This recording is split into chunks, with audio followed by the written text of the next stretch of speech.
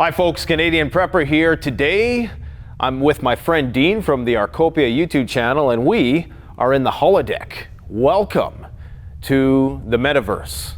I am a low-tech man in a high-tech world. Now, the reason why I wanted to have you here today, Dean, is because I've been getting these requests on the channel. Hey, when are you going to go back to basics?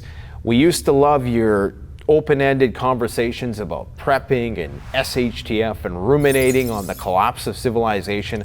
I know you don't consider yourself a prepper, but you are in many ways the ultimate Canadian prepper by most preppers' standards. Well, that means a lot coming from you. So well, yeah. I mean it, because you know, when the shit hits the fan, I got to come to your place. Yeah. Right. I'll be bringing all kinds of freeze-dried food and all kinds of gadgets, Inspector Gadget, and we will survive. We will survive. But what we're going to talk about today is because we do have some differences of opinion when it comes to this stuff, right? We have different approaches, and so I think it'd be cool just to talk about what those differences might be. We're going to try to hit every aspect of prepping today, and we're just going to talk about prepping, and we're going to see what happens. So I wanted to ask you, I know you don't consider yourself a prepper, but what is your greatest fear when it comes to like a full-blown Mad Max SHTF situation? What would you be most concerned about in that type of environment? Oh boy, that's a big starter question. Hey, we're getting right into it today. I get ready for what I feel is inevitabilities in the future. And what's interesting is when you prepare for things that I believe to be inevitable, that I end up being prepared for catastrophic possibilities that may or may not happen, right? Let's fingers crossed that the idiots with the red button don't press it and and blow us all away. But I'm trying to be optimistic. There must be still smart people that aren't going to do that. But yeah, like for myself personally, and I actually thought that this would be your response. I was thinking there's a 90% chance Dean's going to say the government. But well, that's inevitability. So we didn't get that's into the inevitability. specifics. So I mean, a lot of people, you know, they're going to be worried about security. They're going to be worried about, well, am I going to have enough food? Am I going to be able to heat my home? Is the government going to come and confiscate all my stuff? Is there any of those things that maybe stands out in terms of something that it's almost impossible to prepare for? Well, yeah, you can do your best to, in whatever situation, whatever resources, whatever age you are, to get as best prepared. You know, there's stages of preparedness all the way up to what I'm doing, and I'm not prepared yet. I'm not set up how I'd like to be, but it's a process to get there.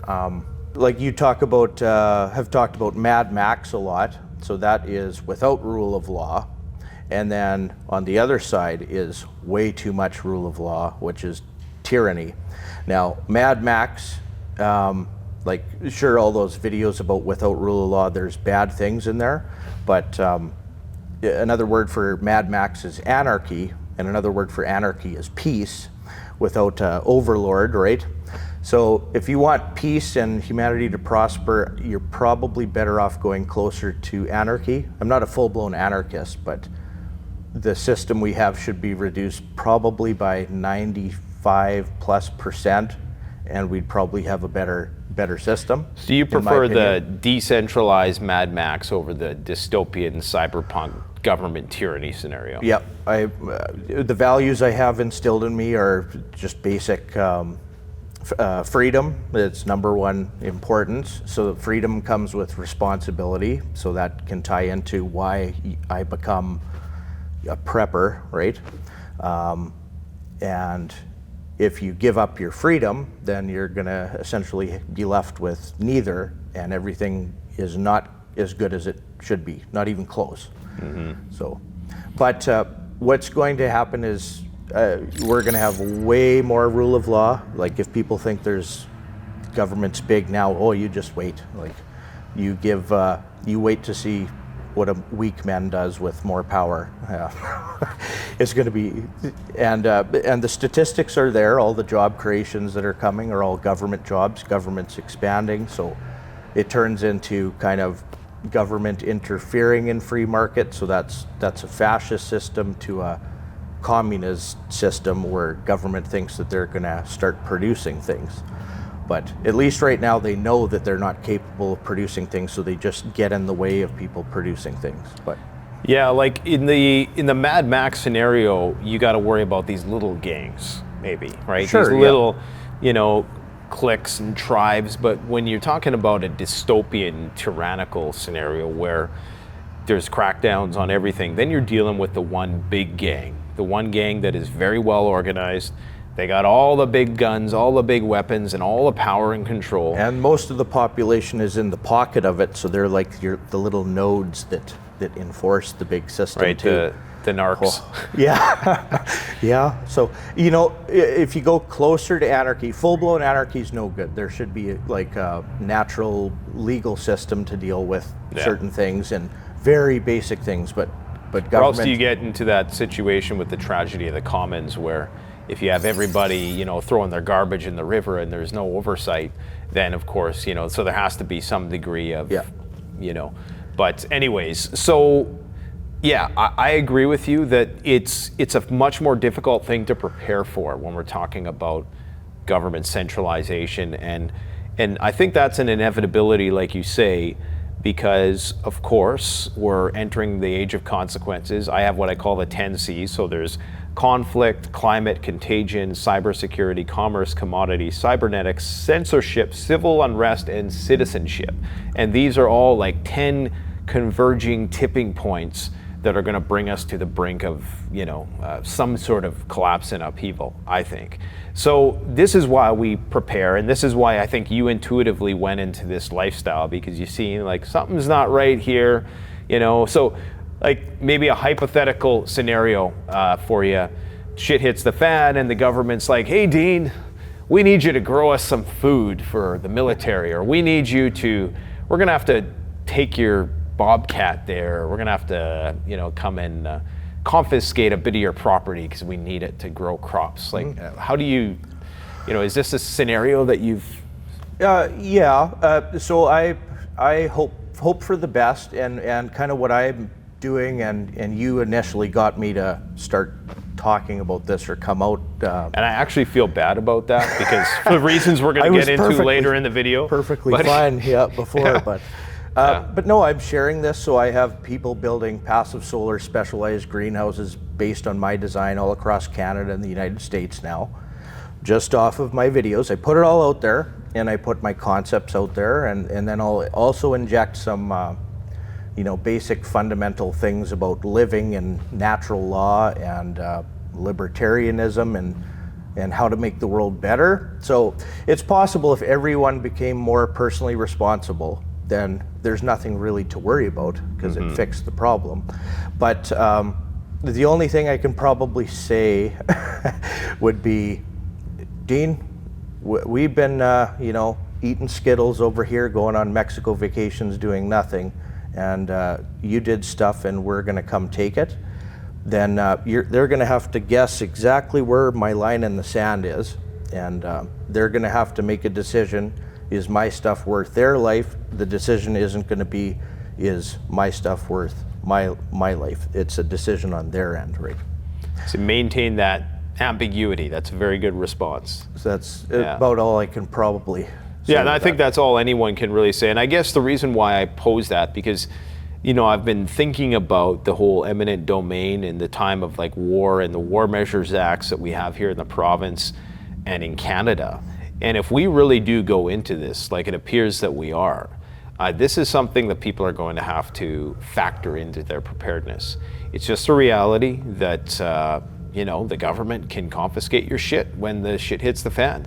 And this is why I think there's a preference for Mad Max, because I'll take my chances with the roving gangs over the tyrannical jackboot thugs. It's more free and more simple, actually. I'm the same way. I don't like little rules and the parasiting on my time all the time, like to deal with all this. It would be the guy with the clipboard. Hey, excuse me. Yeah. How do you deal with that? It would be much more. It would be like a burden off your shoulders to go closer to anarchy, which is closer to freedom, right?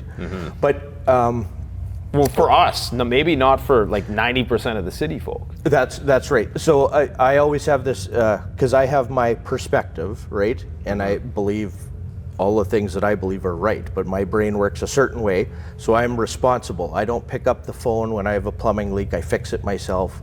I'm responsible for every aspect of things, but actually most people aren't. And it's actually in their best interest to have a big collectivized thing. And the psychology of most people is, it's not necessarily fun being responsible, right? They have to teach responsibility. For some reason, they have that in me, but it's in most people's best interest to keep this shit show going until it's unsustainable and it collapses. And I believe that's inevitable, but fingers crossed, maybe. Well, and just for anybody who doesn't know, let's, now we're in your greenhouse. You built a passive solar greenhouse. You're outside of the city, and I think that in and of itself, the fact that, your background's in carpentry and things like that, right? So that helps to have those skills. Yes. But I think the fact that you're so far removed from the city, even if it is only 20-minute drive, it still forces you to have to remedy your own problems because it costs more to bring a guy out to do stuff or whatever. But I think what you've done with the passive solar greenhouse is absolutely quintessential for any Canadian who considers himself a prepper, because growing food year-round is going to be a problem, right? So we can maybe let's talk a little bit about how are we going to, or what is your food strategy for preparedness? Do you store a lot of food, or is it just about what you can growing? Live food doesn't spoil, as the saying goes. Right. Yeah, that's another big thing. So if somebody's new to this or young or doesn't have resources, you have to work, provide value to other people to get some resources so you can start things. Because that's how my free market brain works. No stealing, no nothing. That's why I'm against, most of government. Taxation? Yes. You can just say it. But okay. You're being very modest here, Dean. Yes, I am trying to be. So I told him to keep it PG-13, but not PG-13. There's still a bit of guts in gore. When you start out, when you learn certain things, you probably get anxiety, right? So probably a lot of preppers have dealt with anxiety. I have. That's a fear, but then you have to use that fear in a certain way. So instead of PTSD, post-traumatic stress disorder, you can change that into post-traumatic stress growth is something, so you can put that into action. So if you're in an apartment and are starting, you store some resources, store some limited water and limited food, and start with your rice and work your way up to our smoothies or something. Yeah. But then so many years doing this homesteading thing, when we first bought those freeze dryers, it was our harvest rate, it was every day for a year, putting stuff away and whatever. But then we got into producing, and then all of a sudden we're producing things fresh. So I brought you bananas grown in Saskatchewan and -50 from the greenhouse.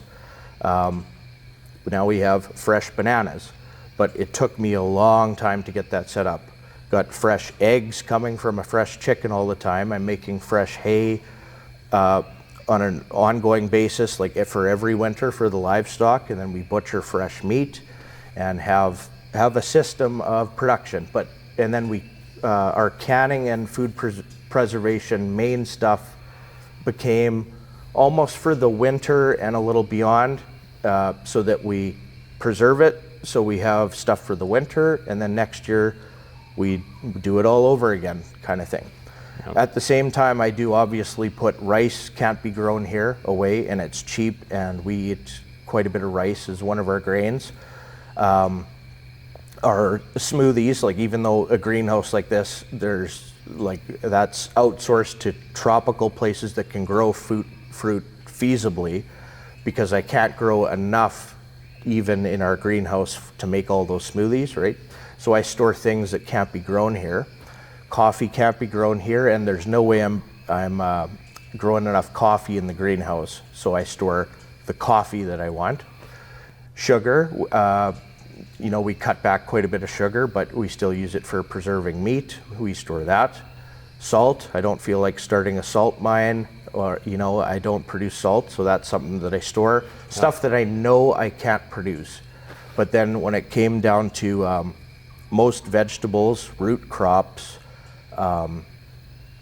and all sorts of meat, eggs, and even dairy, once I get the barn done, that is something I can do ongoing, fresh all the time, and have a system for that. But you store some things, produce some things.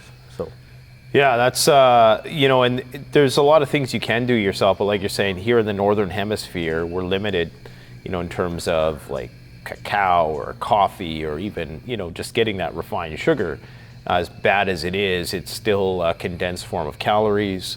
And yeah, everybody's got to start off at wherever they're at. Like you said, if you're in an apartment building, just start putting rice away. A lot of young people come on my channel and they'll be like, well, that's too expensive, I'll never be able to afford that. Just work 10 years and you'll be able to afford it, you know. But and you don't want to compare yourself to somebody who's been doing this for 10 to 20 years either, because you're just going to drive yourself crazy. Just enjoy the process of becoming more equipped and more self, and treat it like what do they call those role-playing games, like a RPG, where you're collecting experience points and you're slowly, you know, that's what life is, and that's what preparedness is. It's slowly, you know, acquiring and becoming more resourceful, becoming more skillful in what you're doing. So if you're a young person, get thrown out into the world, you know, as every day that passes in this Ponzi scheme-ish financial system we have, it's harder and harder for the younger people in many ways. So I think, what is it, housing versus, I don't know the exact statistics, but housing versus wages 50 years ago, like it's hard now. And so it was hard for me, it was hard for you, but it's harder for the younger people, right? So I try to, like, I have kids now, so I try to think of ways that I can help them when they turn into adulthood and whatever. But yeah, there's things you can do. So you'll throw it out into the world, you have to accumulate resources and things, and as you accumulate things, it alleviates your fears as well. Fears can be a good thing. It's a natural instinct, right? It's now at minus 50 comes along and our power goes out, no problem whatsoever. Like, I'm not even worried about it. I just go stoke the fireplaces. Well, let's talk about that. Let's change it to a harsh winter climate here for a second. Now, what are you going to do when the temperature dips below minus 40, the power is out, natural gas is not flowing through the pipes? How are you going to keep your house warm? Okay, so I'm a builder, and I built myself a small house, not a big McMansion, but a small house. But the things I spent money on were insulation, the design. I designed it situated properly for the sunshine, and a really good metal roof on it that's going to last 100 years probably. Really good windows. So my house is pretty much wouldn't freeze, but it wouldn't be comfortable temperature. It doesn't matter what the temperature is outside. Right. And why is that? The high insulation, passive solar design. So what is passive solar design for somebody who doesn't know what that is? So again, I'm kind of a low tech, don't like moving parts. So there's all these gadgets and gizmos and photovoltaic solar panels that you need a charge controller inverter to create electricity, and everything's expensive, everything screws up. But the sun just shines a certain way. In the winter it's lower, and in the summer it's higher. So I built my house that it's protected in the summertime from the heat, and the heat comes in the wintertime.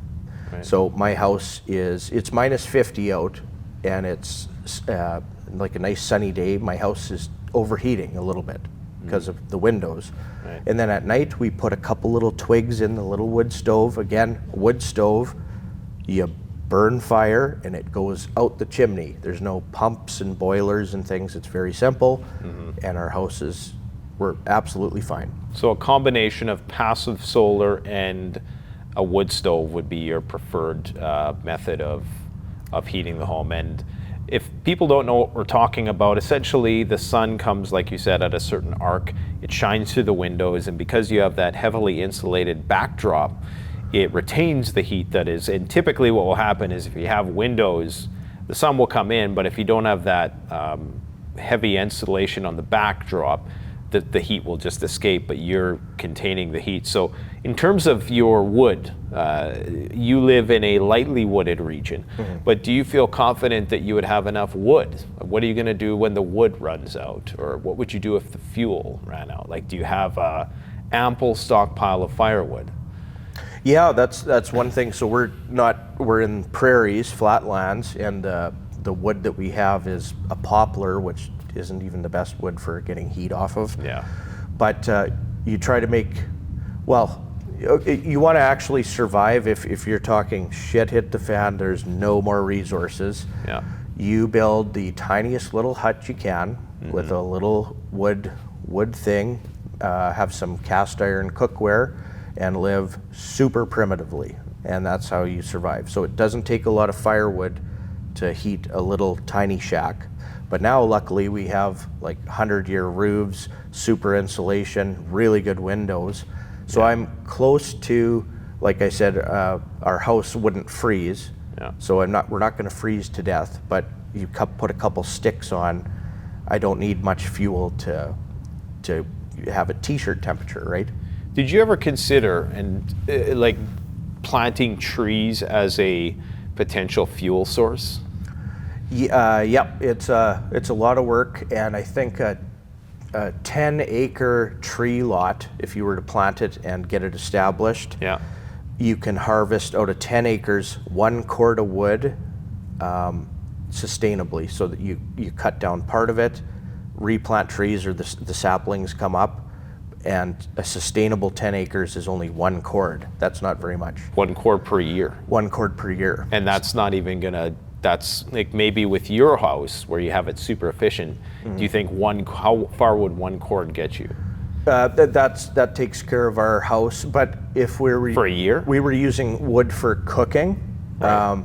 that is actually quite a bit more wood. So wood cook stoves and things. So you're saying 1 cord would last you a season? Yeah, in our house, yeah. Okay. Without cooking? Right. Right. Now, if we lost everything, I built that high efficient greenhouse.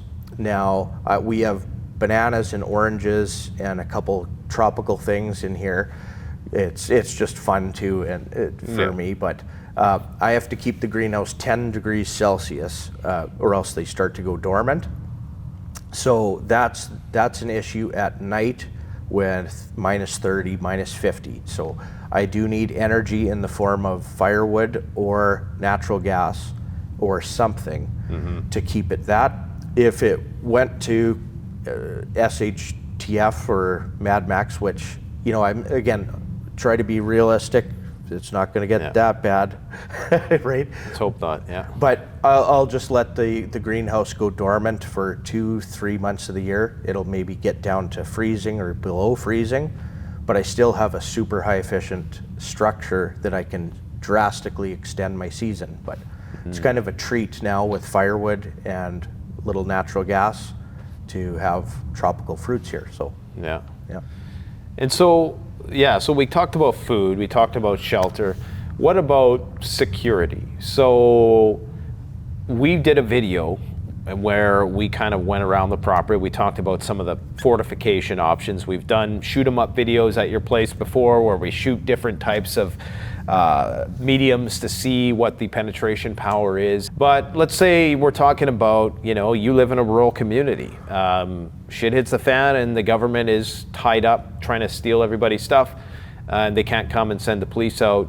How do you deal with gangs, marauders, with that criminal element when the crap hits the fan? What are you doing when we're in this apocalyptic wasteland? Okay, so how my mind works is, I wish a lot of people thought maybe like me, but not. But it's probably not going to happen. Yeah. So natural law, I don't steal. there's no way I would steal. It doesn't matter how bad things get, I'm not going to steal. If I had hard times and my kids were hungry or something, and I knew somebody else had resources, I'd say, like, hey, my name's Dean. This is my situation. How are you guys doing? I can literally build anything, do anything, grow anything, lift anything, do anything. Can we do a trade and a barter for some food or something, if that was the scenario?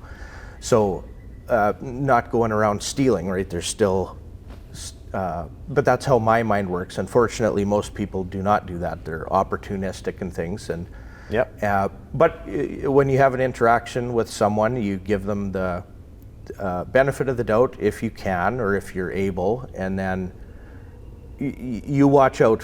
Somebody with a level head when everybody else is scared, you just, it's dangerous for them, not so much for me. Let's just leave it at that. Right, because you got the armed turrets that are AI driven on top of the house. Right. But there's other things, like as I'm expanding our farm and some small off-farm production things, but I might get some farm workers and a little community-ish thing, and you get to know more neighbors, and you kind of create your micro community, and everybody's got each other's backs. Like, I got your back if you get attacked, and you got my back, right? Yeah. You get more bodies. But then things I'm doing, raising goats, and you need good fencing, and I like a set of gates is nice. It keeps our dog in. So all these things are dual purpose, but it does give us a better sense of security and a perimeter thing. And I go by the principle that you want to create a path of resistance, and I think what you've done with your layers of home defense, and it's dual purpose, like you say. It's for the purpose of keeping your animals in. It's for the purpose of compartmentalizing your property, but it has that extra function of perhaps delaying an intruder. For sure, yeah. Right? So what sort of surveillance, like myself personally, I'm big on cameras. They're such a force multiplier. They're worth running. If the grid were to go down, they're worth the allocation of power. I know you have a drone as well. Drones are an excellent force multiplier, as we're seeing in the current conflicts. They're great for ISR, intelligence, surveillance, and reconnaissance. And just having those early detection and alert systems. Maybe talk a little bit about what sort of systems you have. Again, I'm kind of a low tech guy, but I see the benefit of technologies. Like the cameras we have, they're cheapy ones. They're nothing special. The image isn't great, but it'll give me awareness. A two-way, or I can switch it to ham or CB radio sensors, and magnetic for vehicle, but then I also have motion ones that are just turned off for now, but I have them. So if a vehicle approached your property, would it trigger some sort of, like, it would notify you? So it notifies all the buildings, all the yard, and anybody that has a radio at our place, which also doubles as an intercom. So on our property, again, low tech, just kids even, cheap two-way radios. They're so cheap, but it works. You tune into our channel and you hear the beep. A different sensor comes through our intercom, and again, so cheap, do-it-yourself thing. And you can get super complicated. Yeah, I have a drone for doing some filming things, but I could see maybe using it to get a better view of certain things. But well, I think the drone would come in handy, not even maybe on your property, but in terms of surveying the area, like surveying the greater area without having to actually physically go somewhere. When you can use just a little bit of power that it takes to power that battery to get a bird's eye view of what's going on 5 miles from here or whatever. Like that is such a force multiplier that perhaps we don't realize it now because we don't have that issue, right? Like we're not worried about what's going on down the street. But if these wars are any indication, like drones are becoming so indispensable in the conflict, not only for dropping bombs on people, and there's a utility for drones also in terms of like transporting goods. Yep, So like, let's little say you amounts. had, depending on the size of the drone, but you have your neighbors, they're, a mile and a half down the road, Yep. right? And maybe you want to send them something, or I don't even send them a message or whatever, and there's no method of communication. Well, you probably have a comms, but let's say you just want to send them something, saving you the energy from having to go up the road or whatever. There's a utilization there for drones. So I'm pretty big on trying to, and this is maybe where we differ a little bit. I'm more NATO, you're more Russia, you're more like, low tech, analog. I'm more looking at ways, how can we integrate a little bit of cyberpunk into the apocalypse?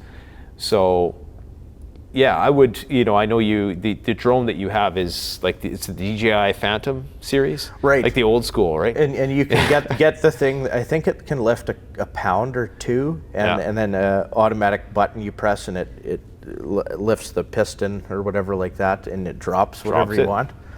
So Cool. all that's the one thing, us homesteaders, we need all of our guns and stuff. So you accumulate all these guns, and a lot of them I don't use very often. Some I use almost daily. But instead of that thermal imager that you showed me that you had, like it's pricey, but wow, as a force multiplier, that tech. You can get them on drones now too, which is crazy. That's insane. You can identify a living thing for miles in all directions. Yep.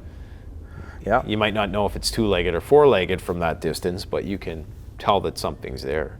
Yeah. So. Well, if you're super successful, have unlimited resources, man, you could tech a place out and have all of the stuff. But for everybody, your average person, just do what you can.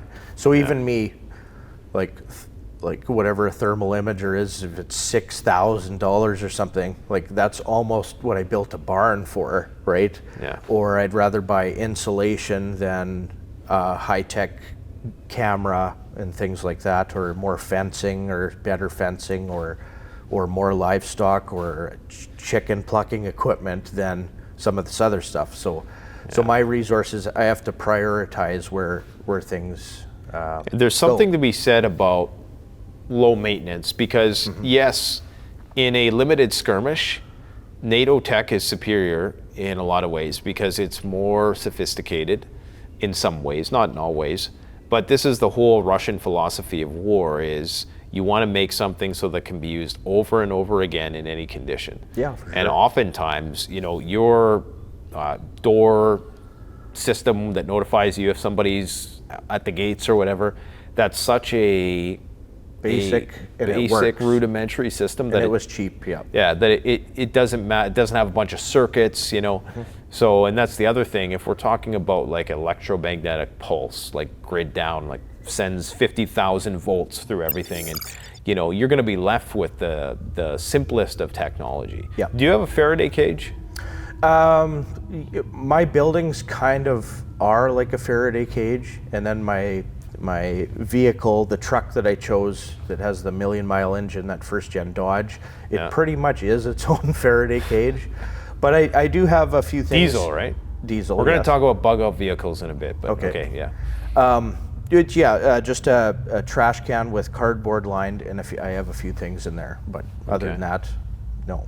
That's a very real possibility. Like the last solar flare that took out the basic grid was in, you probably know, the 1800s sometime. Yeah, Carrington event, yeah. But the super basic stuff they had, it did take it out. But now in this fragile world, like the sun, there's nothing humans are going to do about the sun. We're little skid marks on white shorts, right? Yeah. The sun, I mean, they can't tax us to fix the sun. There's nothing you can do. We're at its mercy. So, who knows? Yeah. So that is a real possibility. When we're talking about a global war, people need to realize that an EMP is the first thing that will happen before the nukes. They're and they've war gamed this every which way from Sunday. They detonate a high altitude nuclear weapon. They're going to do it over Europe. They're going to do it over the East Coast. We may be spared a little bit, but they'll likely do one here because we're very close to where all the missile silos are. And so there's a very distinct possibility that all of our electronics will be fried. And so having a, just, you know, like you said, could be a trash can lined with cardboard. It doesn't have to be that fancy to attenuate the voltage. And you throw some two-way radios in there. You throw maybe a cheap shortwave radio, maybe your laptop or your iPad with copious amounts of, you know, preparedness data and maybe even some entertainment stuff. And you just put it in there and you forget it. And it could just, because everybody has an old phone kicking around or something, right? That you can throw in there. So it's is a possibility. Is it high up there on the likelihood? I would still say no, but every day that goes by, I'm more inclined to, I actually do my studio that I do my daily updates from, I'm standing on a Faraday cage. Oh. Yeah, I use it as a stand. Oh. So it's been underneath there if the shit hits the fan. You know, I'll be purpose. able to, yeah, I'll be able to call somebody up. But that's another scenario. It's like that old show Doomsday Preppers that was on National Geographic. Yeah. Everybody, I'm preparing for a Yellowstone volcano blowing up, right? Yeah, it's I'm ridiculous. preparing for a polar shift or something, which these are all very real possibilities, but probably not in our lifetime. Am I fretting over my mortal existence here? Not so much. Yeah. If the sun wants to blow me up tomorrow and everybody else, hey, whatever. There's nothing you can do about it. So, but what I do, low tech, you know, wood stove, insulation never screws up, the passive solar things, figuring out animal husbandry and the types of animals that work best. So low cost to have them, low feed. Most of my stuff's grass-fed animals, and you're prepping for the general, and you're not even really prepping. You're doing it as a lifestyle. Like Sean from My Self-Reliance, he said, "Look, like I like this lifestyle." I do too. Yeah. Yeah. But see, me, I'm preparing for World War III. I'm not even going to be bashful about it anymore. I'm prepping for the nukes because I think it's coming, guys. But no, I appreciate your approach because, yeah, we're not going to live forever, and you might as well enjoy your life. And I think the message that you and people like Sean are saying is, hey, this doesn't have to be at the expense of, you know, you enjoying your life. No. It's we love what we do. Everyone in my family does. My kids are happier for it. My wife is happy. She loves the life. I got love all these the life. living things running around, chickens. It's wonderful. We have space. Like the pandemic stuff that we can kind of talk about now, but just basically when that came out, and even I'm scared initially because they hit you hard, showed dead bodies on the street there the first thing, and people falling over in China. And I was the first guy with his mask on before anybody else and rubber gloves. Too. And then my fear mitigated when everybody else's increased. It was very strange. Yeah. But anyways. Well, there was an inversion point where we were wearing masks, right? And we were getting ugly looks. And then all of a sudden we're like, okay.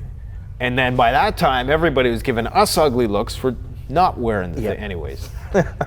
But anyways, how did my life change? The way I set up even the business system that I set up in that industry that I decided to go in. So I could do anything, and I chose a certain product. I could do anything, and I chose homesteading. I could build a house in a neighborhood, like a country residential neighborhood. No, not interested. I built here. That happened. My life changed nothing, and everybody else is having to be locked up, follow the rules, coerced into whatever they have to be coerced for because they're not personally responsible. That puts you in a vulnerable situation of any kind, right? So what you're saying is you maybe have to, like when times are normal, right? You are burdened with that personal responsibility, right? Which does require a greater commitment of time and resources and mental energy to sustain. But when the shit hits the fan, that's when everybody's locked in their homes and waiting for the government, and you're free to just go about your day. So there's that trade-off, right? So you're in the city, you reap the spoils of the city, but you're more vulnerable. Well, I mean, what are the spoils of the city nowadays? There's conveniences. You can go down to the 7-Eleven and buy a bunch of sugar fructose-filled Slurpees and Big Macs and But no, my wife, ever since having kids, we went on or she especially, for them especially, I'm a goner already, so I don't worry about it. But with kids, so eating healthier, all of these, like even there's like a war on naturopaths and natural medicines in Canada. They're banning shit, giving cease and desist orders for somebody making an eardrop tincture and stuff. And all that stuff is stuff we were into anyways, health-wise. It's not harming anybody, and we do that ourselves. And all of these over the decades now, but the conspiracy theories you hear about, man, they're not, most of them aren't conspiracy theories. They become true, right? Mm-hmm. It's like you hear, what was the one thing, Alex Jones back in the day, it was fluoride, there's poison in the tap water, right? Yeah. And this was a new, it's kind of conspiratorial almost, right? And then fast forward, it was years ago when I watched mainstream media, but on our local Saskatoon news, I'm listening in the background, they're talking about fluoride, and it was like IQ reduction of, I forget the statistics, 12 to 15 points in kids under the age of 12 or something. On our local news, I was like, did I start listening to Alex Jones again here? Or? Interestingly, when I was a kid in school, I went to a school in like an inner city. And maybe this is why I'm so messed up now that I think about it. But they gave us this fluoride rinse. Do you remember that? Oh yeah, you go to the dentist, they still ask for that. Maybe. But they used to give us that like once a week where we had to like take this. Yeah, it was like you didn't swallow it. But I think it was like some initiative to try to promote dental hygiene amongst, like whatever. But now that I think back, I'm like, holy shit, that seems like something Klaus Schwab would think of. Yes, yeah. It's there's some rabbit holes that I can't even talk about yet. And this is why we're talking about, because yes, there's all these ideas with respect to how things are becoming more centralized as they're becoming more chaotic. It's the only thing the government knows how to do, is either start a war on somebody else or start a war with their own people. So, we have to be prepared for all this stuff, right? What about, you talked a little bit about medicine. What are some of your areas of interest as it pertains to preparedness medicine? Do you have a stockpile? Like, what is your level of what sort of emergencies are you able to deal with on your own? Well, I married a nurse, yeah, so that helps. That was good. In the West, people pop antibiotics like they're vitamins, and that is not good. That's actually a big issue, antibiotic resistance for a general population, that the antibiotics might not work because we've abused it so much. But that also destroys people's gut health. And honestly, my wife, this is kind of her department, so for me to just basically talk about it, but she's a nurse, and then we accumulate Band-Aids and when I hurt my wrist, had a wrist guard and things, and then she's making her own naturopath things. Now, she's not allowed to sell that or make any sort of business in Canada, but I don't think it's illegal that maybe she can show people how to do that, possibly, until they make that illegal too, maybe. So Jess, we need you to come on the channel to show us how to do this. I know you don't want to do it, but we're going to try to... I'm working on her. she likes doing her own thing. She's a superstar in waiting. Yeah. But antibiotics, the last time I took antibiotics, I think it must be 11 years ago now, for some stupid thing. It was an ingrown hair on my hip from my tool belt, and the red mark went like this, so I waited, and then I had to take it, right? But for most things, we'll wait it out in our family, and then it's a last resort. But the Jace Medical thing, you initially told me about that, and we have 2 kits from them. So that's good, and my wife knows all of that stuff for medicines. And then and even if it's not just for you, right? Like that, there's no greater barter item than medicine that somebody might need. Yeah. And we know that stuff will last way longer because the government has done studies they have their own strategic stockpile of medication. Yeah. And the thing with Jace is it's not just antibiotics, like you said, but you can get EpiPens, you can get a variety of other like chronic health medications that are not substances of abuse, but substances that people would need, that people are accustomed to, and those are things that people are going to need. And it's a very dense value proposition to somebody, and I'm not saying you're going to like hold it over someone while they're on their deathbed, but it's something you can help out people in your community, and it's going to be worth more than gold to a lot of people if they actually need it. Yep. So I always encourage people, go check out Jace Medical. They're one of our sponsors on the channel. Just don't abuse it. You have that, and antibiotics are a last case. If you got the sniffles, and you don't need penicillin for your sniffles, right? Do other things first. Like my wife teaches me this, and again, she's the master at this. And then past antibiotics, very important. What a great technology. It kept so many people alive for a lot longer. Without that, I would have died from an ingrown hair, right? But past that, you just learn things as you go. So when we had children and they had certain things that they needed that we didn't even know that we needed, and important things that we should have had, we just will accumulate that and add that to our preps. And then, because when you have a family and then a homestead on top of things, I need to deal with pests in the greenhouse, so I make my own insecticidal soap from canola or vegetable oil and dish soap and water. That's all that would ever be put on my crops. And then with livestock, that kills the bugs on the crops. That's right. That kills the bugs without using any chemicals. And then the only thing we would give to goats or pigs would be ivermectin, either topical on their back. We're canceled. Just kidding. Go ahead. Yeah. But that's something I have to store for animals. Which you can also get at Jace Medical, I should add. You can? Yeah, you can. Oh, really? Yeah. Interesting. For humans, though. For humans, yeah. Yeah. Which is, I presume, well, let's not go there, but I presume it's ivermectin. Ivermectin's ivermectin.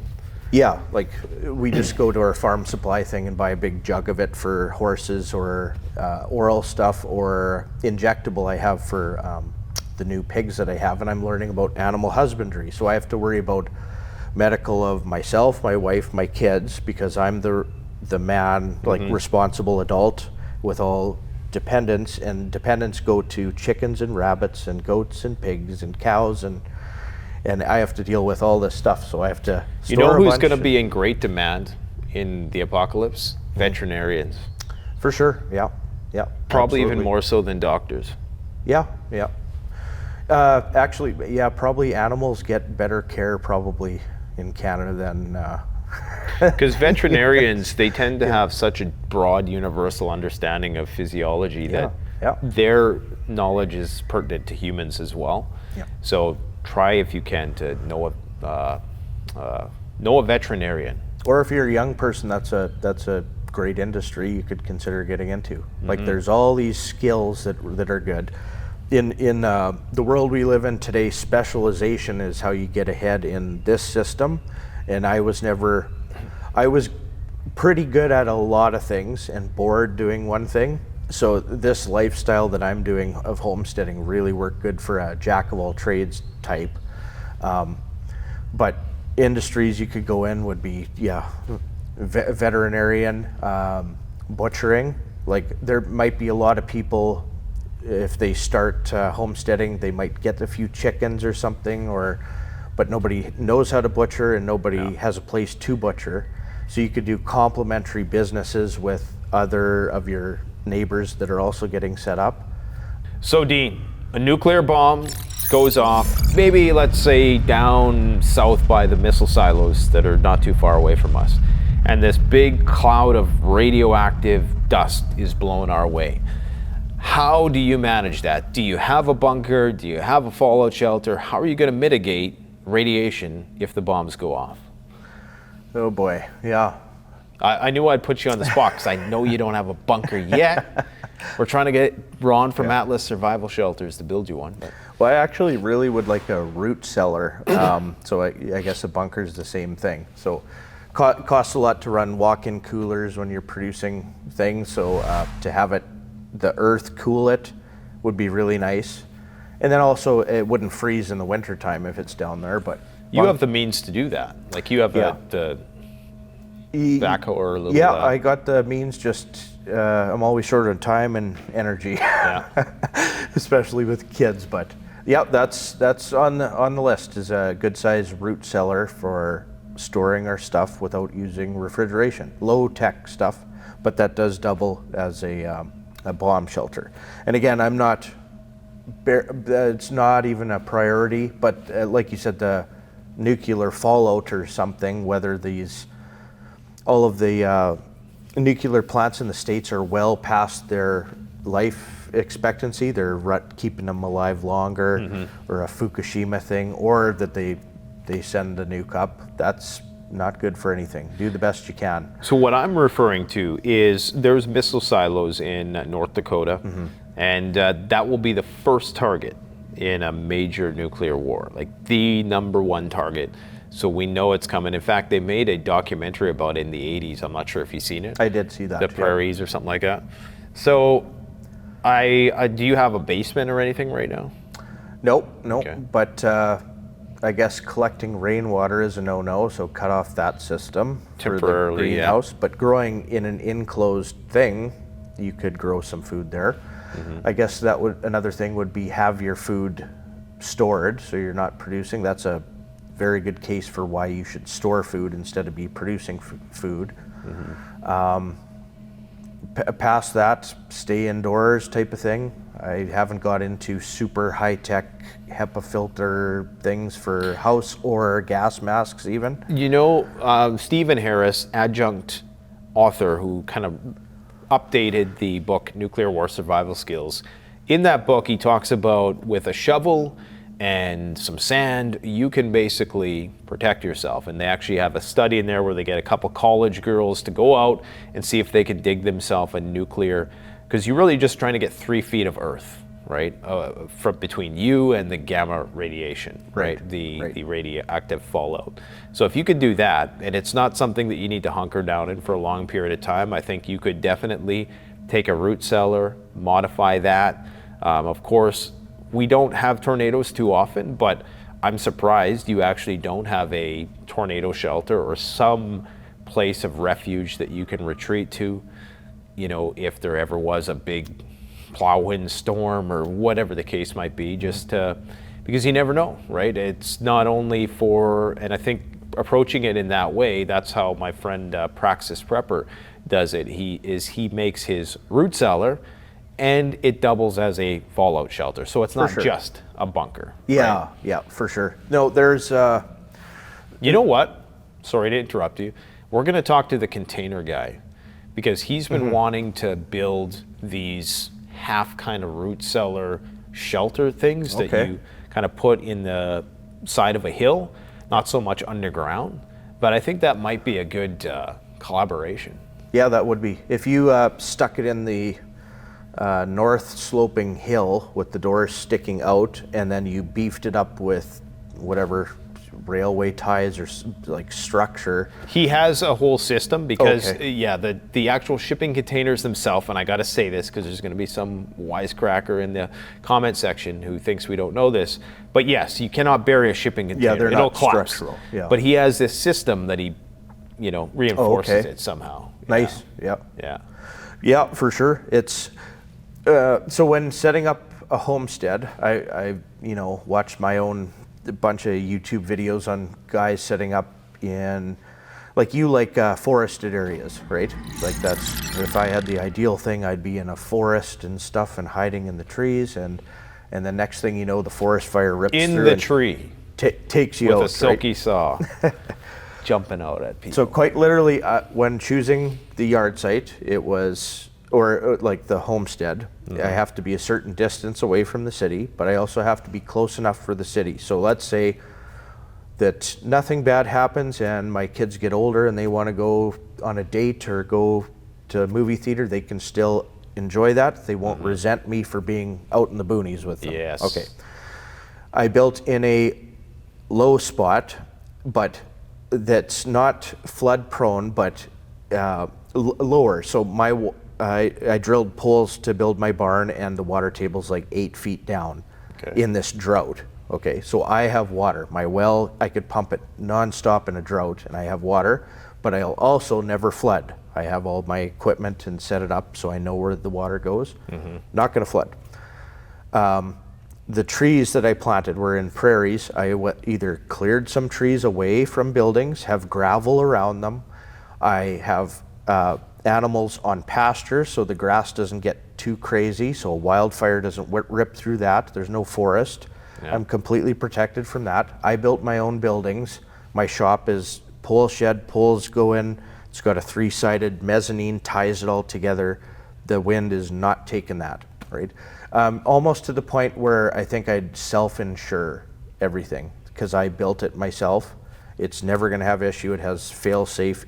I had plumbing fitting fail in the shop, and it was spraying water stuff, but I have floor drains, actually multiples, different types of floor drains, so I'll never flood out that way.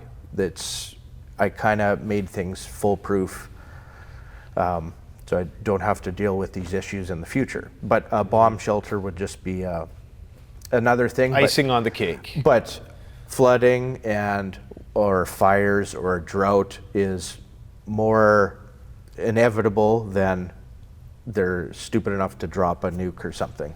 But I haven't got there yet, is what I'm saying. 5 years ago, I would have agreed with that statement. I don't know how much I agree with that now. I mean, I still think, like you, that hopefully common sense will prevail.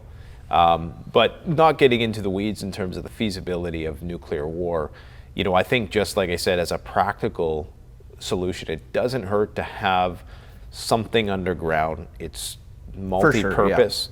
And even like we are technically in Tornado Alley, it doesn't happen that often. It can, with the weather getting crazier and crazier. And even in the drought, I'm glad you brought up water, because one of my primary concerns is, how am I going to get water when the shizzy hits the fizzy? Do you have a well? Oh yeah. Okay. That was one of the first things we did on the land. Yeah. Drilling a well in grassland pasture, so it wasn't sprayed with a bunch of chemicals and glyphosates. So I did that away from farmer's field, and then the traditionally farmed fields I took back to grassland, and then no chemicals. So ours, baby safe drinking, mineral rich. It's very hard though, but so even for like preppers, life straws and water filtration stuff, I have a few things put away, but I drink straight from the well, ice cold mineral rich water from the well. It's awesome. And how do you pump it? I did put a backup hand pump I bought on it, so I do have that, but it's an electric pump that charges our whole homestead. So you do have a backup old school, like? I do, yep. Okay. That's installed on the well with the buckets on it, and so whenever I need, even in the winter, it's a freeze-proof one. Okay. I can get water. But then with the greenhouse, we did our own rainwater collection, which still isn't completely hooked up, but water tower, so 10,000 liters of water. It's all gravity. So I do have the ability to go around and water all of my stuff with gravity feed from the rain. No electricity. And then also well water is ice cold and plants don't like it, so it's kind of like you have nice soft rainwater and warm, so it's better for the plants as well. But so the power went out when it was minus 50. We didn't have any power, and I go turn a valve on, gravity fills a Culligan thing in seconds, and go give it to the animals, right? Yeah. And then in the drought, I took advantage of the drought and started on my big pond. So that's another part of the permaculture aspect of the homestead, because water is so important. So with this pond, can you not just fill the pond with groundwater? You can, yep. I could drill a So a dug well is a big bore like this, and then because of my location that's lower, I have tons of water. Like we hit an aquifer, my buddy came and witched it with his two little metal sticks. Is that a real thing? Oh yes, I watched him do it. I don't know how to do it. How does it work? Okay, so he literally came out with his two metal rods, these L rods, and he walked around the yard, and they crossed on him in certain things, and I put a little flag in, and he just walked around, and they kept crossing, and I flagged out, it was like a straight line diagonal up the hill, and this is after I paid $1,000 a test hole, $1,000 a test hole from the well company, $1,000 a test hole. Well, when they punched at the aquifer, they had to get the casing in so fast, and then the casing is 3 feet. We left it 3 feet above the ground, and for 2 years, it was like a stream waterfall going down and away. Summer, winter, it was flowing water from an aquifer. So that witching, the well guys couldn't figure it out, and this old guy I knew with 2 rods. Yep. Because I'm gonna have to do some research because I don't know if there's a scientific basis to that magnetic current. Like, what is the?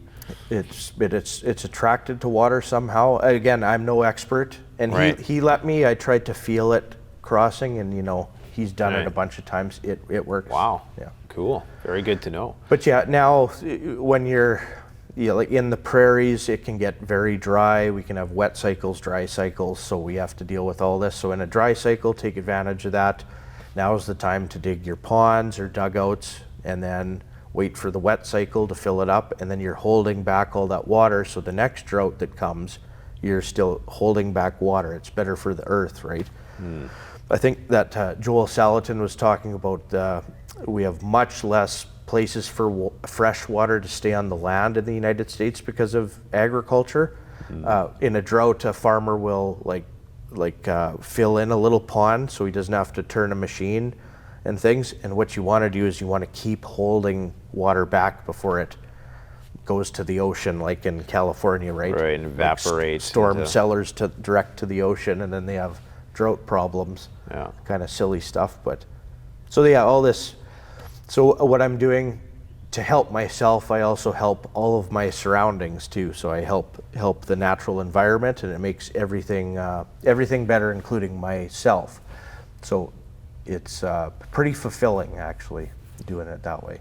Nice. But I'm with those multiple water sources, I'm not worried about water ever.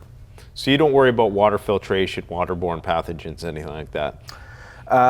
So if rainwater, if I was to drink that, then I'd use, I do a treatment on that. And why is that?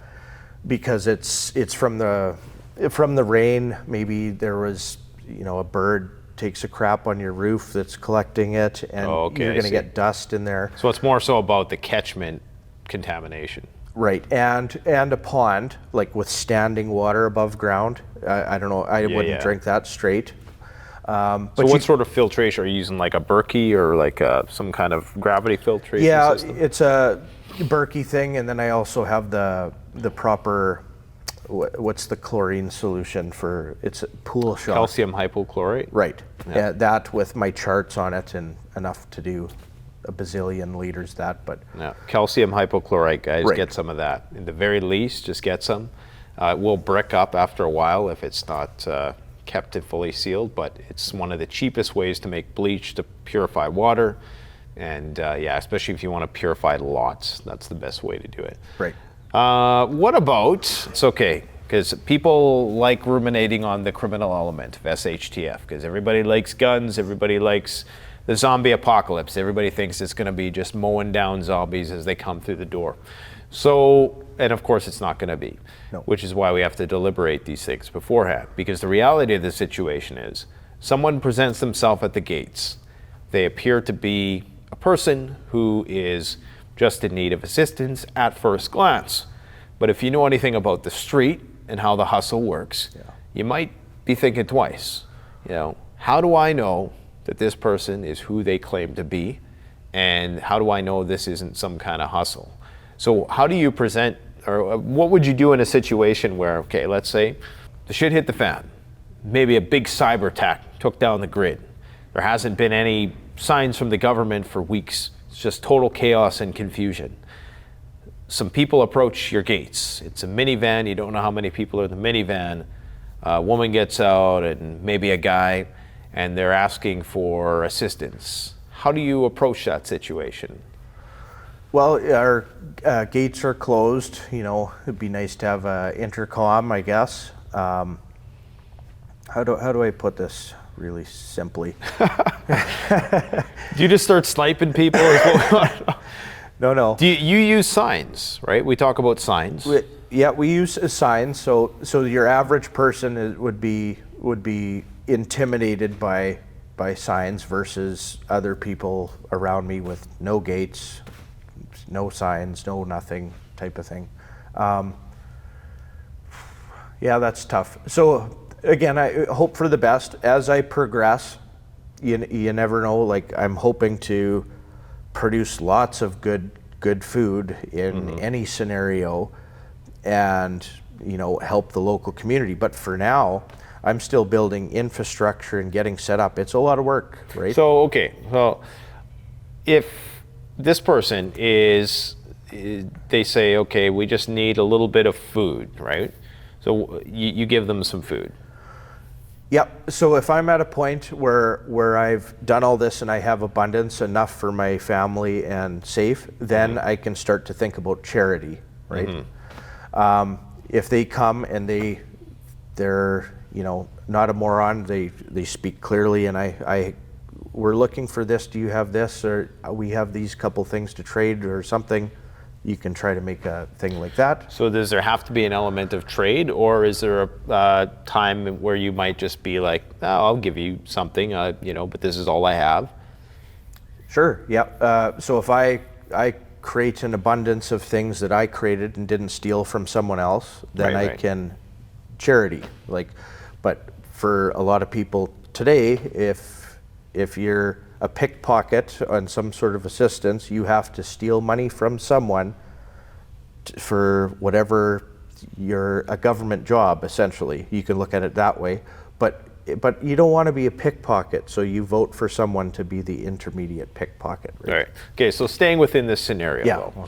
Okay, so because what I'm trying to get at is there's risks associated with doing that, right? Right. So you give this person some, and I'm a person who, I would feel very terrible to just turn away a family in need or somebody in need. Yeah. At the same time, we have to assess the risks of, okay, what if this person is going to form a dependency here? What if they're going to tell other people, oh yeah, I know this guy down the road, he has stuff. Yeah, how do you manage those risks? And these are very hard questions. I don't have the answers. I'm just trying to, get and maybe stimulate some thought for you, because you might be in this situation. That's right, yeah. Where, people in need are coming to you, and you have to find a way to balance, how do my morals and my family's security, how do I balance these things out? Right. Yeah, I guess the best thing to do would be to get yourself prepared, right? And then know your neighbors. So if you know your neighbor's lazy drunk over there and doesn't do anything for anybody else and a piece of shit, and he comes at you hungry, then you know how to deal with that. If your other neighbor's like helpful all the time and does things, and he does one thing and you do another thing, and you can trade between, or if he's in need of assistance and you know him, you can provide charity to that. But hordes of strangers coming out that aren't part of your thing, that's very dangerous for them. Yeah. And I would say what I would probably do is interrogation in a very soft sort of way. I would try to ask a lot of questions. Yeah. And then look for inconsistencies in their story. I would, probe them for information as much. And if they're truly in need, they'll be more than willing to provide any information, which can help you and also what their goals are in the long run. Because if their goal is just to linger around your region, then that's probably not going to work, because then they're going to continue to form a dependency. Now, they might happen to have somebody maybe there's a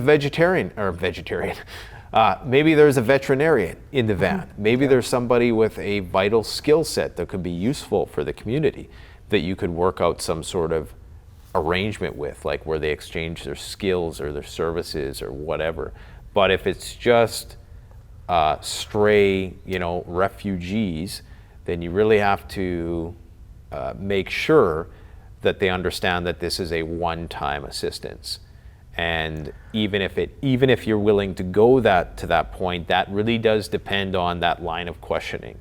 And every situation's different, and for yourself is different. So you're talking like we have these fortress setups, and we got some nomad people coming in, but it depends where I'm at, because I have 3 kids to look after. I know the work that it takes. It's a lot of work. It's not, you don't go down to your 7-Eleven and buy your chocolate candies, right? Like most people are used to, and nobody works, and everybody's very, very lazy. It's not, in reality, the life that I live. No, it's, but it depends. If I have a lot of things and a community and helpers, then it's different how I interact with them.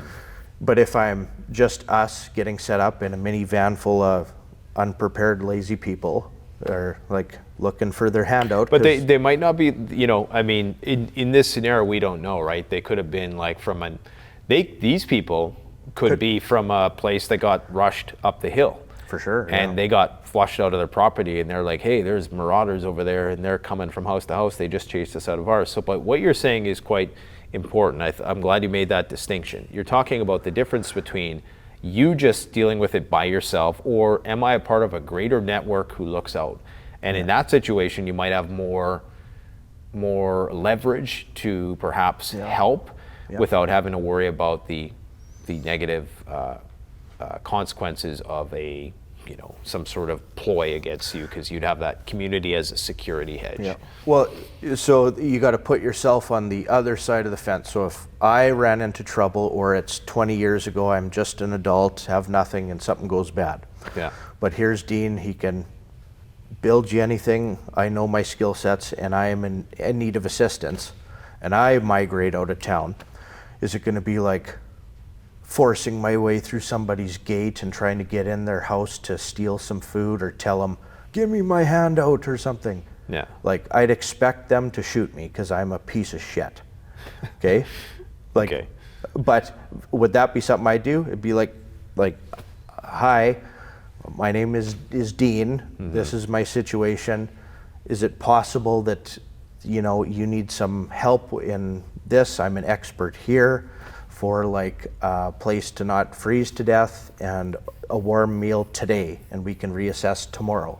That sounds good. This guy Dean sounds pretty reasonable, right? Yeah. So but then me on the homestead side, and you have somebody come up, if they better be switched on, because they're the ones in need, right? If you're hand out free shit, please. This isn't government. Like, I don't have somebody to steal resources from to give it to you. Okay, so here's another scenario, because we often think, and you as a homesteader, you're thinking that you're on that end of the equation. But what if something happens where you're forced out of your home? Where do you bug out to? And this is where we'll get into a topic about bugging out. Where do you bug out? How do you bug out? And what happens if you're a refugee? Right. So what I set up and the things I'm setting up, that's life, especially in our harsh environment where we live. Like, the new pioneers would have to come over before they had time to build a house. You only got a few months, dig a hole, and literally try not to freeze to death in a hole. A sod house, or something, yeah. So my place is kind of life. So it's almost, you might have to take me out if you want my place. I'm not going to freely, maybe.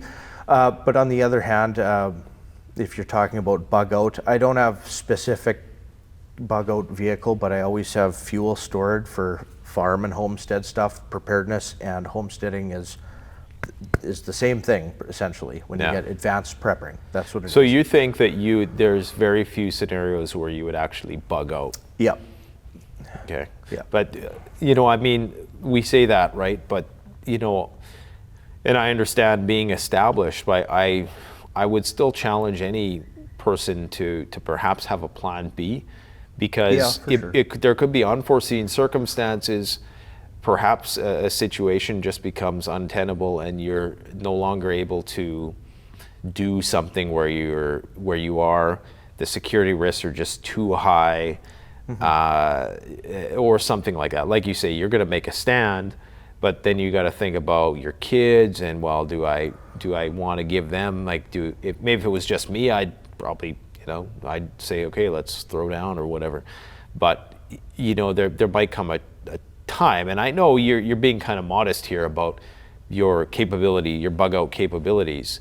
And I mean, would you even have a place to bug out to, I guess is the question. Do you have a second location if need be? Yeah, but it's not stocked up. Here's a principle for you. So if you are a city person with a city job, it's stuck in the rat race, and you want to go buy yourself a bug out location cabin 4 hours away, that means you have hundreds of dollars in fuel. Your stuff is split in between locations. Oh, I need this equipment up there, or this tool. You take it up, you forget it up there, and then you don't have it at home. You have duplicates of things. It doesn't make sense, so I kind of put mine into here. It's you also put your eggs in one basket. It's a recreation. It's a big basket. Yes, but for instance, the cabin I'd have access to. It's a long drive. Yeah. To do any sort of substantial setting up of anything, I'd have to be there often. Right. It would probably cost, well, thousands, if not $10,000 in fuel to go up there twice a week. Yeah. Like literally. You're traveling. When you're up there, your one place isn't protected, and when you're here, your cabin's not protected. There could be a bear ripping through your cabin and wrecking all your preps, right? That's one thing I always worry about is I can't say unless I got game cameras or something, but okay, so you do have a bug out a secondary location. If I had to, but then, I guess I'm being modest as the builder-ish person I am. If there's anybody more capable of going to build a super quick, very good shelter with no resources or tools whatsoever, it's probably me. So. And if you're being modest about it, that should intimidate some people, and that's not what we're trying to do. We're just getting people to realize that if somebody who knows, and the reason why you're being modest is because you're aware of all the work that comes with having to rebuild and recreate what you've created. So it'd have to be a pretty damn dire situation with zombies roaming the immediate urban-rural interface countryside for you to have to pack up and leave. But you do have a plan B. And in terms of your modest bug out vehicle, you got a diesel that, what was that? You got yourself a 4-wheel drive van, which are very rare, right? So you do have some contingencies. You have your little golf cart thing that's powered by the sun, potentially. So and maybe then a hybrid vehicle that's what we normally use because it's cheap on fuel for commutes, and that thing goes forever on almost no gas too. But and you store fuel, you said? Just because of we're producing things and trying to, it's a small farm and homestead, diesel tanks and fuel tanks anyway.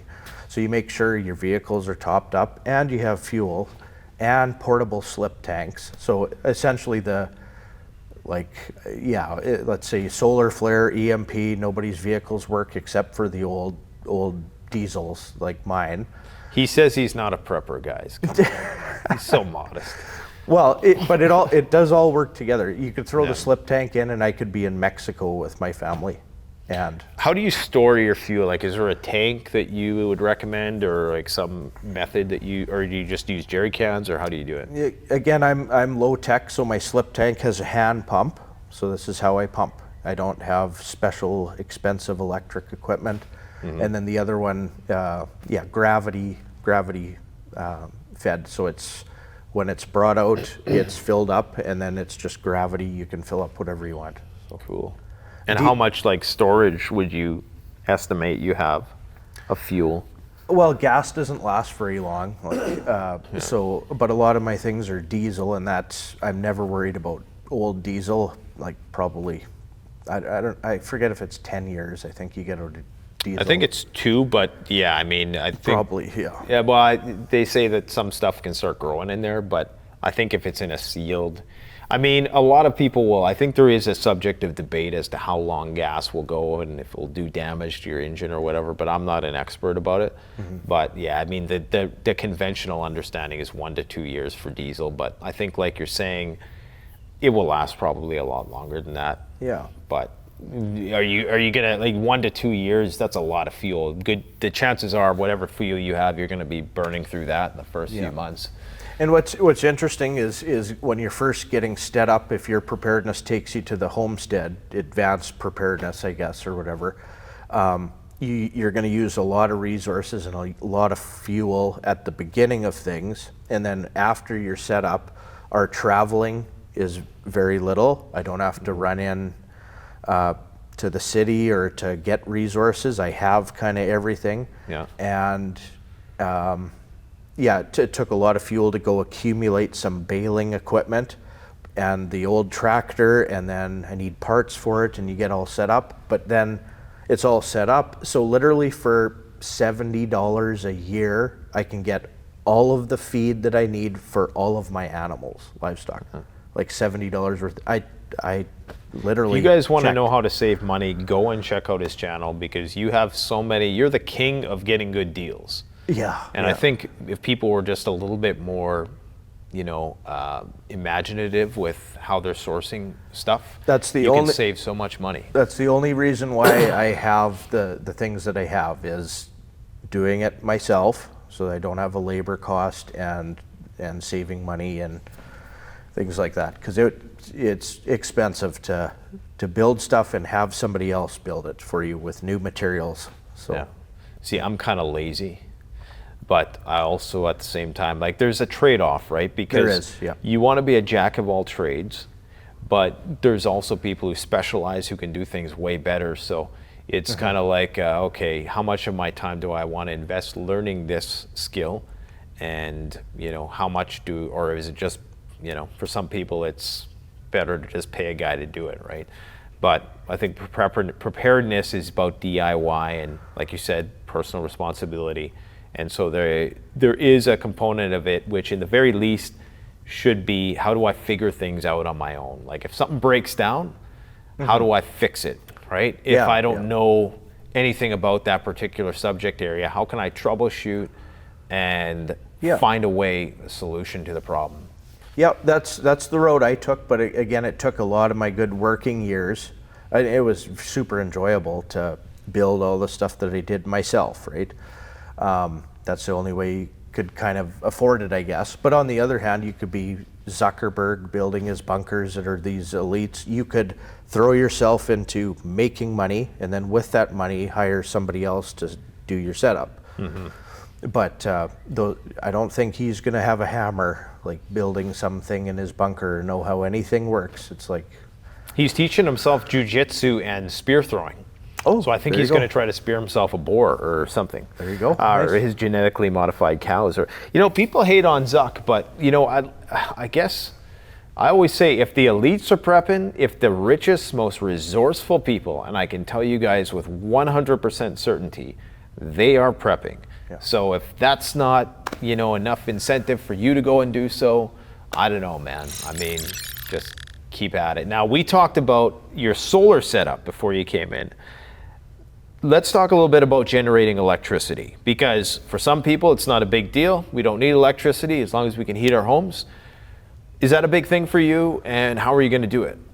Okay, so yeah, my solar setup is almost non-existent. It's pretty small stuff that I have. Doing some experimenting, and me, I kind of have to understand what I'm going to put in. But one thing that you should realize, there is no such thing as off-grid. It does not exist. I don't care what it is. Even if you're going to go out in a cabin in the woods with a hammer, you had to bring a hammer, and somebody else had to build. Who made that hammer? Yeah. So solar panels and all your off-grid stuff that's imported and manufactured all over the world, and you need replacement parts, and that's not off-grid, right? Yeah. But you just got philosophical on people there. Yeah, sorry. Yeah.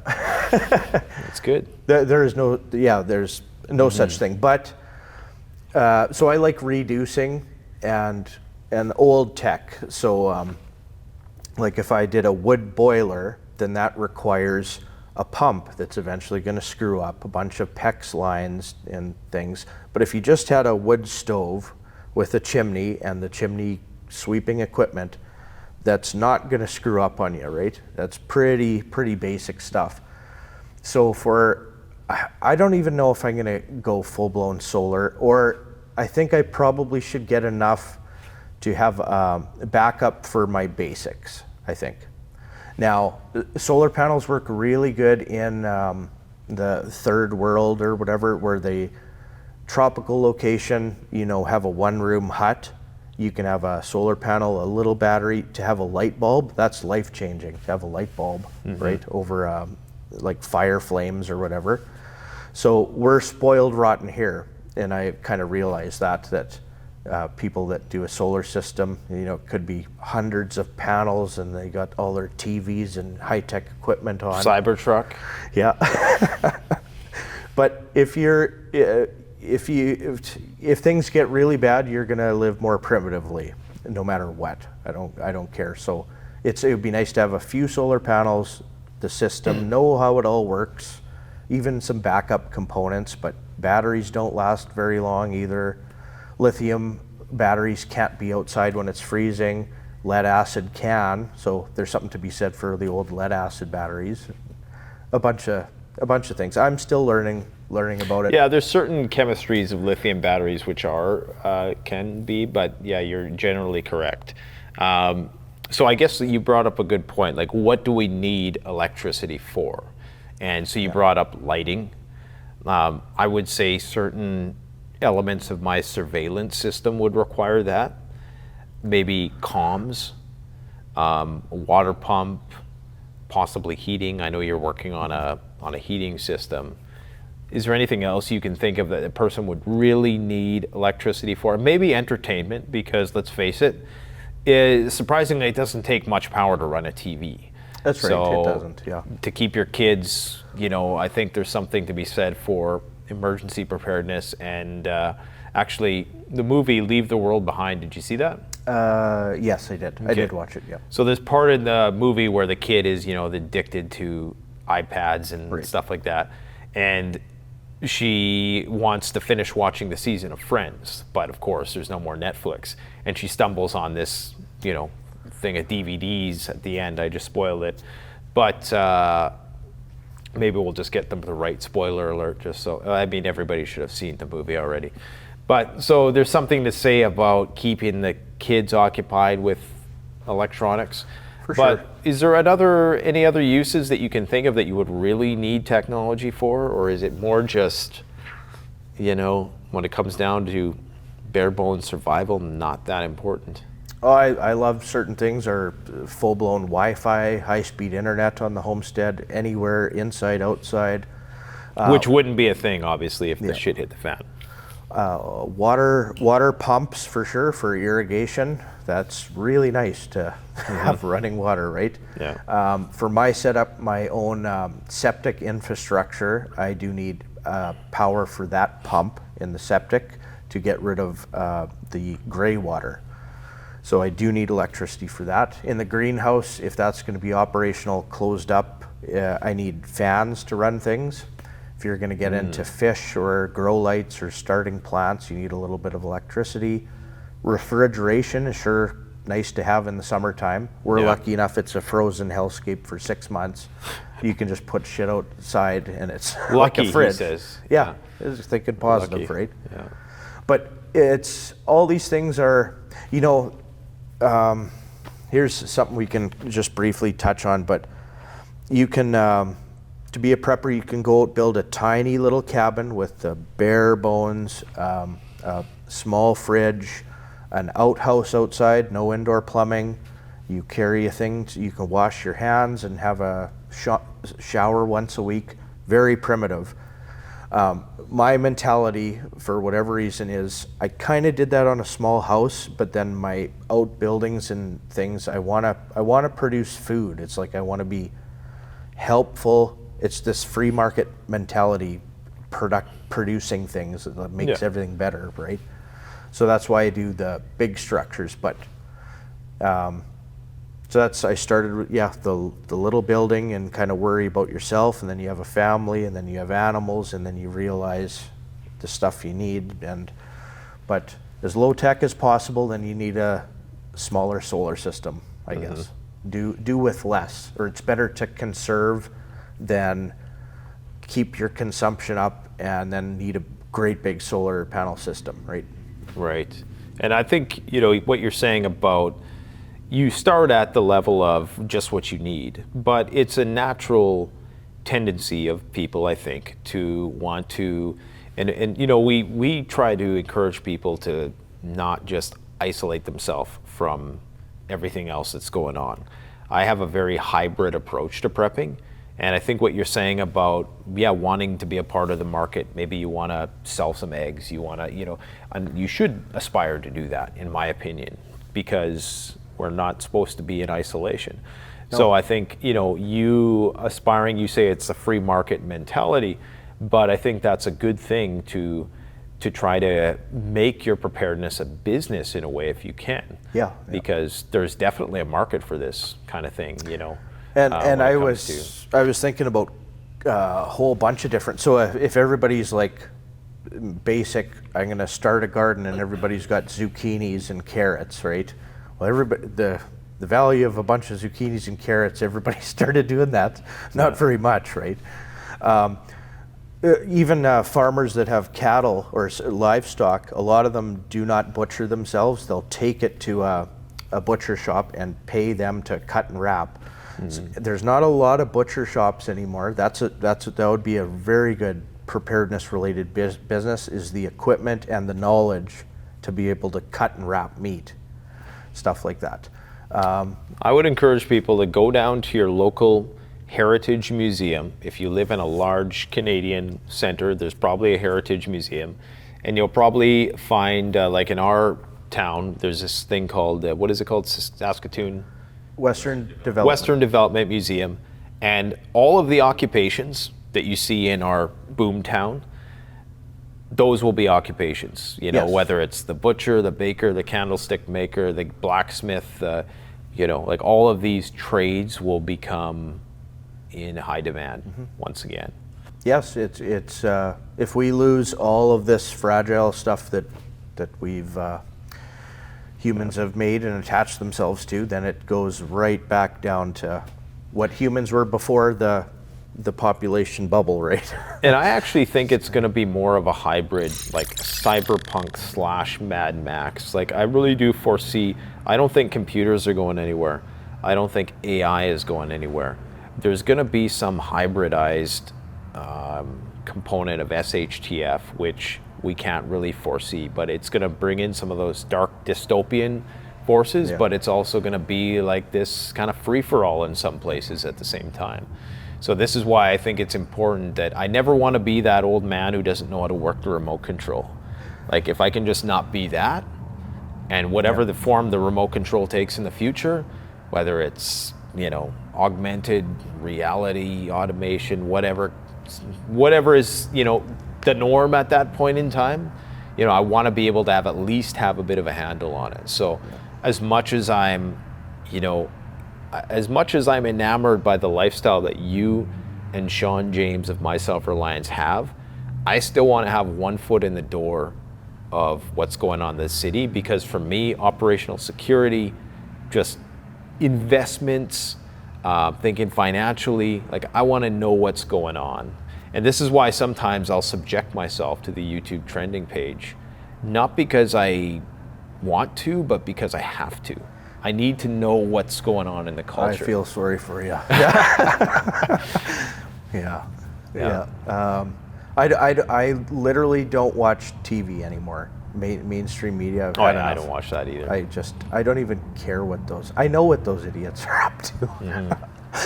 I don't even, like, every 2 months, a 15-second summary. It would be all I need to. Oh, this is where you're at now. Okay, yeah, that's. For me, it's more about, if you can understand the culture and you can understand, you almost have to understand what you're up against. It's like a know your enemy type thing. You know, if you're going in blind, and a lot of times, you know, it's the culture that is like the fringe that's today is setting the foundations of tomorrow.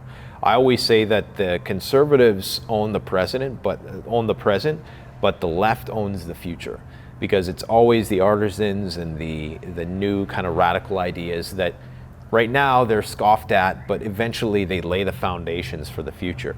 Getting into a political conversation, but anyways, getting back to preparedness, I think that's where we differ most is, you know, I'm more of a hybridized. I'm trying to balance these two worlds, because as much as I do think the shit's gonna hit the fan, I wouldn't be doing this if I didn't think that.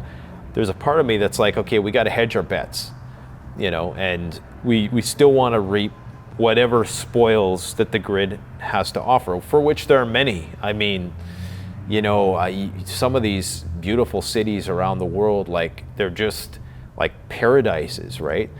But at the same time, we know how fragile that is, which is why we have you on here to talk about your lifestyle and have you on to show us how to grow food in the winter time, or, you know, raise animals, butcher animals, hunt deer like we did recently, all these very important things.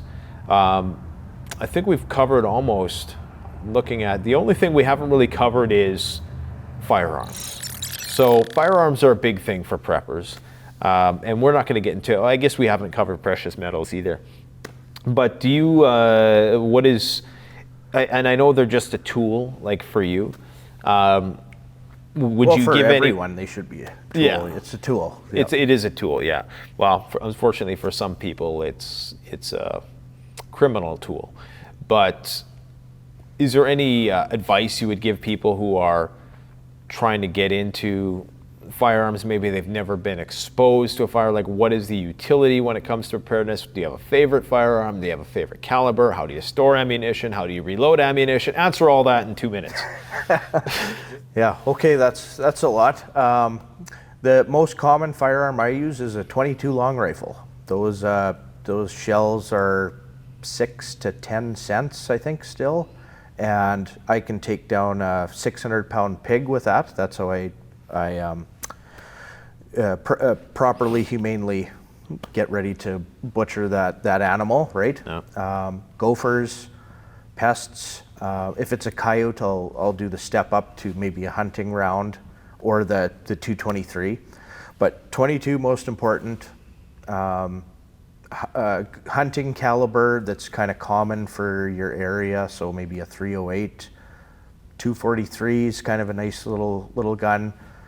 Shotgun is the next one. Common to your area, and that's important because the availability of the ammunition. For sure, yeah. That's kind of the basics of that, but it's 22 hunting rifle, shotgun, handgun. Am I allowed to say that in Canada? Well, you had one before the law came in place, so yeah. Yes, and then your tactical or sport shooting or predator gun, like the Tavor, I guess, or AR-15s. Can't have those in Canada, but all these to me are a tool, and then I'm pretty proficient with them. I wish I had more time to go shooting. I think when my boys grow up, we'll take that on as a hobby. But if you have somebody that's got a level head and has the capabilities, they don't need a gun. The amount of damage they can do with that van outside, they might actually, they should confiscate all vans before they take away the firearms away. So you'd save a lot. If you want to save lives, reduce the speed limit on highways to 20 kilometers an hour instead of 100. Yeah. And confiscate the vans. It's all frickin' stupid. Everything's stupid. It's a tool. I don't like it when people try to take things away from me, right? Yeah. So, anyway.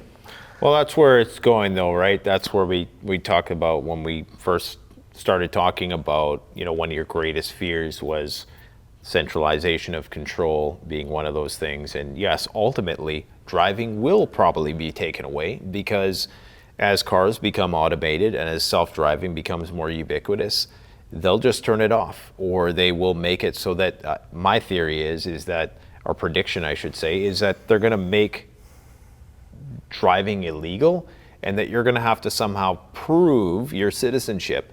And you see this lots in dystopian sci-fi films, whether it's Demolition Man or Starship Troopers.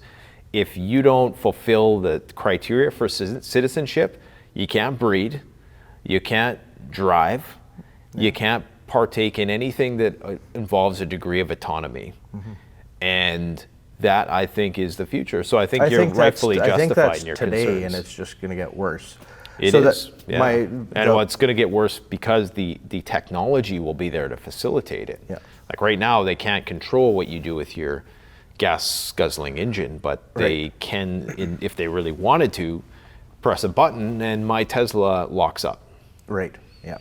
See, what's interesting is when you have most people LARPing that they care about the environment, that those are the people that don't do anything, and I'm the one that does things and actually cares about the environment, which is very, very silly to me and interesting. But so my truck, they do want to come after classic vehicles because, oh my God, they're built well and it's real steel and stuff, and it could have more emissions, right? But my truck, how I have it set up now, it's a 1-ton truck. It owes me nothing already. All the parts are readily available. And literally, I'll maybe put 8 tanks of diesel through it a year. Okay. I haven't ran that truck in 6 weeks. It's sitting there with the battery maintainer on. I changed all the fluids, all the oils. That truck, I could pass it down to my great grandkids, the amount that I use it. And it's a vehicle that doesn't screw up like a new plastic piece of crap computer on wheels that's full of wiring, right? So I'm helping the environment because I didn't have to buy 4 trucks in the last 10 years like most people, but I use it when I need a truck. And That's then a good point. If I need a van, I have a van. And most of the time I drive a hybrid because electric vehicles don't work in our temperatures out here, right? Well, I will say though, because this is an ongoing debate, and it's one of those things with bug out vehicles, like when we're talking about, like Cybertruck is a classic example. The first vehicle ever invented was an electric vehicle. It's actually a simpler design than a combustion engine. There's numerous drawbacks to electric vehicles, as you're saying, in the wintertime. My biggest concern, I was very excited about the Cybertruck or just EVs in general, because they're just, in terms of like the driving experience, it's like 10 times better. They can self-drive, there's no maintenance. But of course there are incredible downsides, and it's almost like a honey trap in a way, because the Cybertruck is enticing the last holdouts. Oh, we got this vehicle that will survive the apocalypse. But then I learned, wait a minute, there's this thing called, what is it called? It's like some kind of not power steering, but it's steering that when you turn the wheel in a Cybertruck, it doesn't actually link up to the, what is it called? It's just the linkage doesn't make the tires turn. Yes. Yeah. It's like it sends a signal. And so what this means is that if you don't pay your taxes, right, and it doesn't... You release our podcast today. Yes. What this means, guys, is off to the gulag. If you're chasing the cops are chasing you, which why would they be? Because you're not going to break the law. But let's just theoretically say, the Gestapo is out to get you, and you try to turn your wheel, the computer can override that and turn and make you go wherever it wants to. Yeah. So you don't even have manual control over it. And yes, you are correct in that right now, anyways, the system is not optimized to function in low weather. That's not to say that they couldn't. I think that's something technologically that could be overcome in time as batteries develop and the system becomes more refined.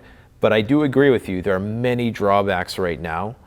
And I am very concerned about how it's going to be used again. And it's a honey trap because there's all these great advantages. And you can even be a little bit of an outsider, and it's edgy because Elon Musk is promoting it.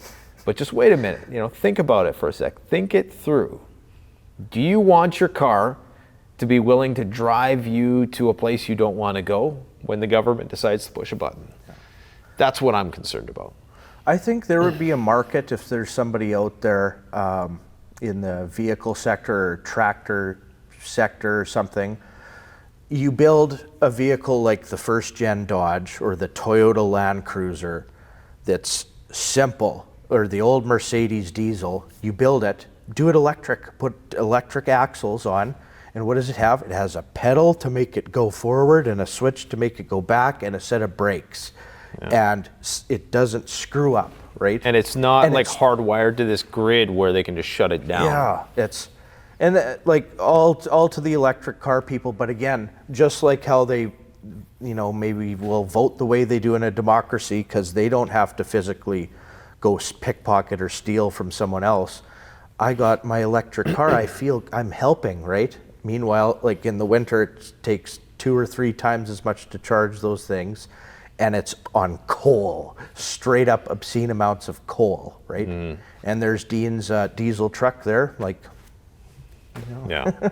I think we're in a transition phase, and it's like going from the horse to the car, and there's going to be, what you're saying is 100% correct, especially what you're saying about the urbanites, who you're the guy who's out there, with nature, right?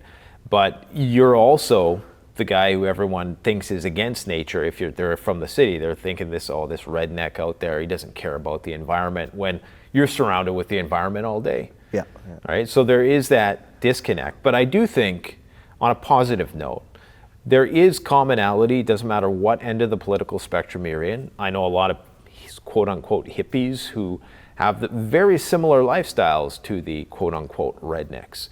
And this is where I think there is that intersect, where we start to realize that this political divide is just another way, that's something that's put there as a method of social control. And I don't want to go too off into the weeds of that, but I believe firmly that preparedness brings both of those worlds together. So people like myself who are a bit more moderate can have conversations with people like you who are slightly more conservative, and I can have the same conversation with somebody who is maybe a bit more on the leftist end of the spectrum, but perhaps in a way as it's historically been, people who like to be back out in nature. And I think we can all appreciate the value of nature, which is why most preppers gravitate towards a rural environment. They want to get out of the city. They don't want to be surrounded by all the bells and whistles. Some people like that, but if you're like that, just make sure you have a plan to get the hell out of Dodge when the shit hits the fan, because it's the trappings of the city are enticing, but all those lights, when the power goes out, you're just left with a big, giant, immobilized paperweight. Yeah, a city house connected to the general infrastructure and commercial buildings. The whole thing is built on the reliance of a whole bunch of moving parts, so they're completely useless. For me, no buildings even are faced the right way. Nobody puts the right amount of insulation. There's no not thought. Interested. Yeah, there's no thought put into it. Like all these people who should be saying, hey, like you're creating something that could save so much energy. So much energy, yeah. So why aren't we building all the buildings like that? Like if all these people are saying, hey, we got to go green and do all this, I don't know. Why isn't, and so there's that disconnect there, right? So, you just really made me think of something there. Anyways, we have been kind of rambling on for a while, but I hope that people got something of value out of this conversation. I would encourage you to go and check out Dean's channel at ARKOPIA if you want to learn how to get into that rural lifestyle that is prepper adjacent. Wouldn't call himself a prepper. He calls himself normal by 19 whatever standards. And all of history. And all of history, everything before the World War II, I guess. No, I got some good preparedness related and homestead related, or homesteading is advanced preparedness, right? If you're homesteading, you're as advanced a prepper as you can get, I guess. So absolutely, that's what I do. Yeah, that's where I want to be. One of these days, I'm going to show you how to build a barn. Yep. We're actually in the woods with sticks. In the woods. So, Yeah. okay, yep. Anyways, man, thanks for coming out. I appreciate fun. it. Yeah. I Good hope stuff. this was cool for everybody. But Yeah, is there any place you would like to go before we sign off? Is there any?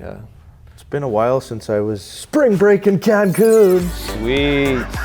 Right on, guys. Well, we got a lot of partying to do, so see you on the flip side. The best way to support this channel is to support yourself by gearing up at CanadianPreparedness.com, where you'll find high-quality survival gear at the best prices, no junk, and no gimmicks. Use discount code PREPPINGGEAR for 10% off. Don't forget, the strong survive, but the prepared thrive. Stay safe.